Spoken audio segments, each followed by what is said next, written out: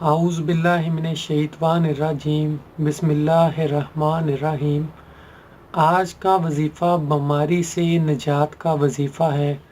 اگر کوئی شخص بیمار ہے، اگر وہ یہ وظیفہ کرے تو انشاءاللہ برکت ہوگی۔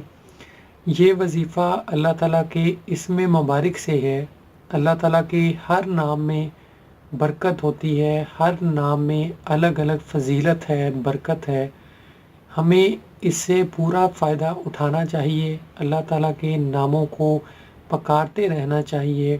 ہماری زندگی میں جو مشکلات آتی ہیں، مسئلے مسائل آتے ہیں، ہم اللہ تعالیٰ سے مدد مانگیں گے تو ہماری مشکلات، ہماری بیماریاں ضرور دور ہوں گی۔ تو اللہ تعالیٰ کا یہ اسم مبارک اللہ جل جلالہ ہے۔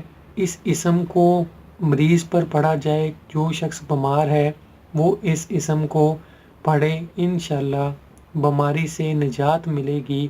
ہم بیماری میں پریشان ہو جاتے ہیں، مختلف ہم لوگوں کے پاس جاتے ہیں، اپنی بیماری کا علاج کرواتے ہیں۔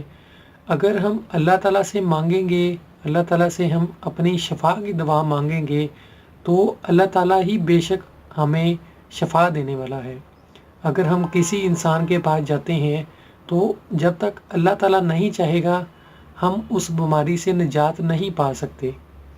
اس لیے اللہ تعالیٰ پہ پورا یقین رکھیں، اس کے اوپر اتنا بھروسہ رکھیں جتنا بھروسہ کرنے کا حق ہے ہمارا، ہم اس حق کو ادا نہیں کرتے۔